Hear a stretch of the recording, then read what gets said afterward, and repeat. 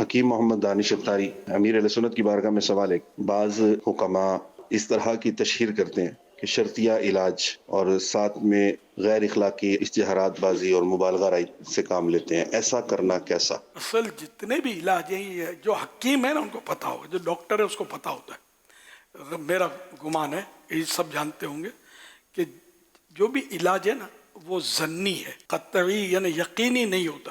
Test وغیرہ ultra sound یہ سب یہ ظنی ہوتے ہیں، اس کا الٹ بھی نکلتا ہے. جیسے اب کسی نے الٹرا ساؤنڈ کروایا کہ پیٹ میں کیا ہے، بتایا کہ وہ لڑکا ہے، اب جشن منانا شروع کیا.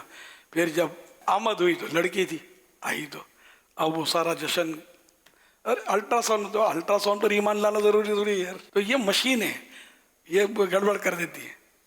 جیسے اے آئی کے چرچے ہیں آج کل، اے آئی تو ایسے اندھیرے میں تیر مار رہا ہوتا ہے کہ کہاں کا کام بندے کو پہنچا دے. تو یہ کہ ان پر کسی پر بھروسہ نہیں. شریعت کے معاملے میں خاص کر بہت احتیاط کی ضرورت ہوتی ہے. جتنا بھی شرطیہ علاج یہ غلط ہے، یہ نہیں بولنا چاہیے ان کو.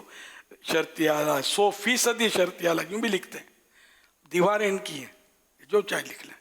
قانون ان کا نہیں ہے، قانونی طور پر جرم ہے. ویسے بھی دیواروں پر چوکنگ کرتے ہیں نا، یہ قانونی طور پر جرم ہے. جس دن قانون حرکت میں آیا نا اس دن آپ سریوں کے پیچھے ہو سکتے ہیں. یہ لکھتے ہیں بہرحال. تو یہ نہیں لکھنا چاہیے، اسے توبہ کرنی چاہیے. کوئی علاج شرطیہ ہو نہیں سکتا. اللہ چاہے گا تو فائدہ ہوگا. سر جو بھی دوا دی ہے نا تو وہ مرض اور شفا دونوں میں فرشتہ بیچ میں حائل ہوتا ہے، رکاوٹ ہوتا ہے، پردہ. اب دوا گئی، مریض ٹھیک نہیں ہوتا، فرشتہ رکاوٹ ہے، صحت کی طرف نہیں جانے دیتا اس کو. جب رب چاہتا ہے فرشتہ ہٹ جاتا ہے. دوا مرض پر اٹیک کرتی ہے، صحت مل جاتی ہے. یہ تو اللہ پاک کی نظام قدرت ہے اس کا. تو اس لیے مطلب شفا رب دے گا، حکیم نہیں دے گا، ڈاکٹر نہیں دے گا. ڈاکٹر سر پکڑ کر رہ جاتے جب بخار نہیں اترتا، اور بخار کی وجہ سے مریض دم توڑ دیتا ہے، کنٹرول نہیں ہوتا بخار. درد سر کے کتنے مریض ہوتے ہیں بیچارے، اتنے عرصے سے ہم کو درد سر نہیں جاتا، حالانکہ دنیا کے پین کلر گولیاں کھا لیتے ہیں، نہیں ہوتا ٹھیک سر. نزلے کا علاج ان کے پاس نہیں ہے. کہاں ہے؟ بولتے علاج ہے، کوئی آئے سامنے نہیں ہے علاج. نزلے کا علاج یوں وقتی طور پہ صحیح ہو جاتا ہے، لیکن مطلب پھر آ جاتا ہے. یہ گھٹنوں کے درد، جوڑوں کے درد کوئی ڈاکٹروں کے پاس نہیں ہے ابھی تک، یہ ایجاد ہی نہیں کر سکے. اس لیے مطلب یہ کہ اللہ جب چاہے گا تو شفا ہوگی. اور یہ کہنا بھی نہیں ہے کہ یہ لا علاج مرض ہے. کینسر کو لا علاج بولتے ہیں، یہ لا علاج نہیں ہے، اس کو نہ بولا جائے. ڈاکٹر حکیم اگر کہتے ہیں تو یہ ان کی بھول ہے، سدھار لینی چاہیے. یہ کہنا چاہیے کہ کینسر کا علاج دریافت نہیں ہوا ہے.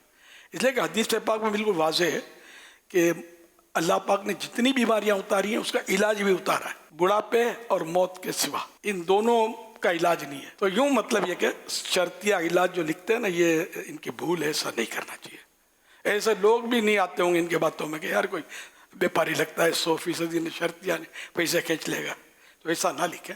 ہاں فلاں مرض کا ہم علاج دیتے ہیں، شفا من جانب اللہ، لیکن یہ کہ حکیموں کے یہ ماشاءاللہ ہے، ان کے پیڑ وغیرہ ہوتے ہیں، اس میں ہوا شافی لکھا ہوتا ہے، نہ وہ شفا دیتا ہے نہ اللہ شفا دیتا ہے. ہم نہیں دیں گے شفا. حکیموں کا یہ تحریر ہوتی ہے اس میں. تو اسی طرح کوئی لکھے گا شفا من جانب اللہ، کہ شفا اللہ کی طرف سے، غالباً یہ پتہ نہیں لکھتے نہیں، ہوا شافی تو دیکھا ہے میں نے.